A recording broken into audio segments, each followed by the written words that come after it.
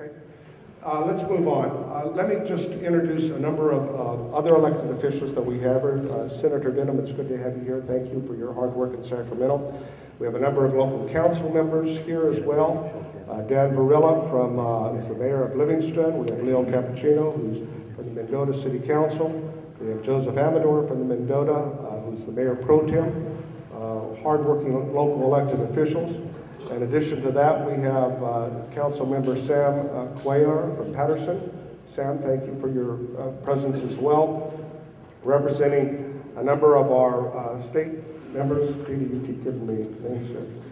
Herb Walsh, Supervisor from Merced County. I'm sorry, Hub. Just trying to read the handwriting here. Representing our state and federal representative, Shelley Abajian from Senator Feinstein's office. Shelley, wave there. Tricia Geringer, representing Congressman Radanovich's office. Kimberly Kaufman, representing Congressman Radanovich's office. And Robin Adam, representing Assemblywoman Galgiani's office. Robin, where are you? And as we get other representatives here, I'd be happy to acknowledge them. Let me just, as we bring our first federal testimony on, indicate that these council members who represent the heart and soul of our valley deal every day with this water crisis.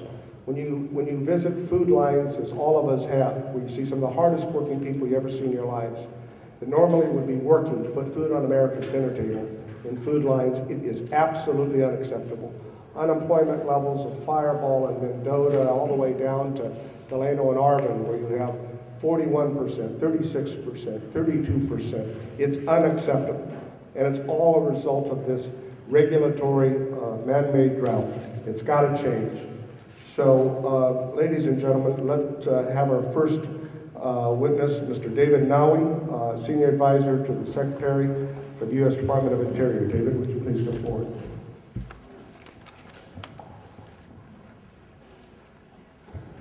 Thank you very much.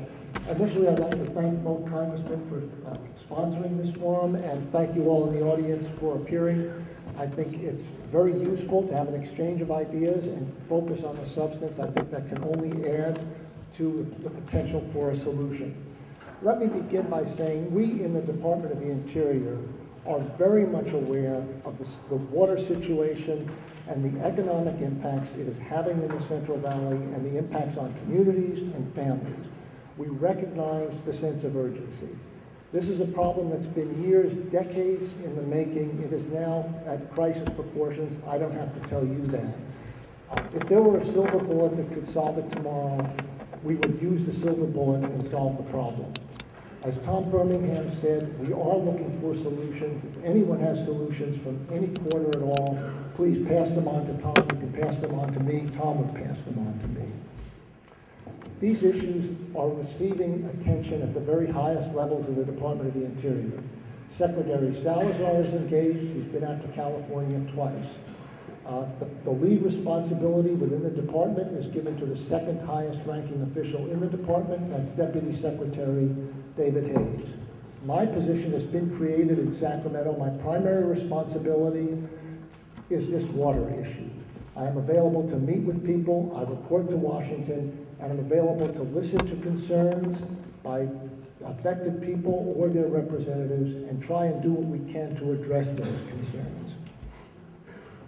In late September, 6 federal agencies entered into a memorandum of understanding to coordinate and focus their efforts on the California water situation. Pursuant to that memorandum of understanding, on December 22nd, the 6 agencies released something called the Interim Federal Work Plan. That work plan sets forth long and short-term actions to seek to address the water crisis we're all having. The work plan builds on two separate goals and embraces 2 separate goals. One is a high-quality, sustainable, and reliable water supply, and the other is a healthy Bay Delta ecosystem. These are the same goals that are embodied very prominently in the recent legislation enacted by the California legislature and signed in October by Governor Schwarzenegger. We in the federal government are immediately implementing several of the actions included in the work plan. A record of decision on the Intertie project was signed on December 29th, and construction is going to proceed expeditiously. Rescheduling guidelines are being developed to provide for water stored in San Luis to be made available to farmers on the west side.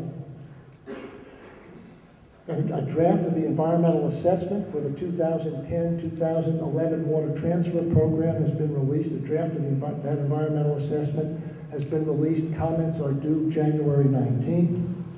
And drought relief actions are already underway, those actions having been funded by the Recovery Plan, by the Recovery Act. Ron Milligan and Pablo Arroyave from the Bureau of Reclamation, will address in greater detail some of those actions. On the scientific side, the Departments of Interior and Commerce are committed to using the best science. With that in mind, they have requested review of aspects of the smelt and salmon biological opinions by the National Academy of Science. The National Academy of Science panel has been constituted. It is meeting in Sacramento later this month in January, and their initial report, and it should be the final report with regard to the issues raised, is March 15th. Time permitting, they will also look at the other stressors and things that have been mentioned, such as ammonia discharges into the Delta. They will look at those things as well, although those investigations might take longer. Additionally, the United States Geological Survey, which is the part of the Department of the Interior engaged with pure science, is actively engaged at looking at some of the issues, particularly issues involving the Delta smelt. USGS has installed an extensive network of sensors recently. Those sensors are providing real-time data which can guide the operations of the project and project operational decisions.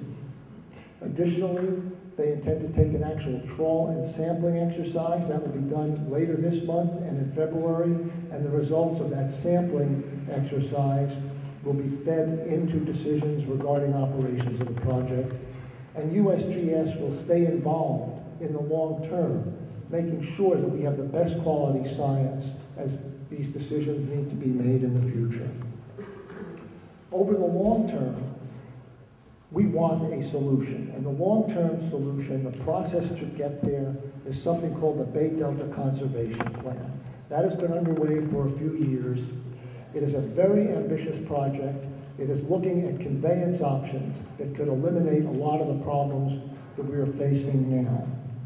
We, the federal government, are fully committed to working that process as expeditiously as we can, and we hope it will come up in the near term with a solution that we can agree upon. Again, though, the implementation of that solution will take years. In all these actions, long and short term, we are working in very close partnership with the state. Lester Snow and I meet at least 2 or 3 times a week.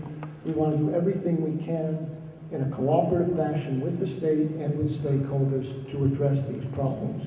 We also intend to get involved and coordinate with the state as their new legislation is implemented in the coming years, starting very soon. We intend to coordinate as well as we can. That legislation, I think, for the most part, takes effect in early February. To conclude, we recognize the urgency and importance of the problem. We are committed to doing everything we can to try and address the problem in a constructive way.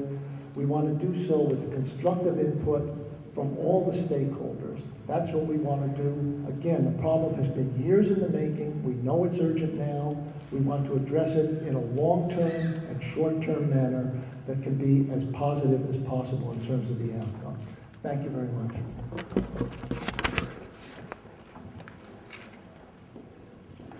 Thank you, David.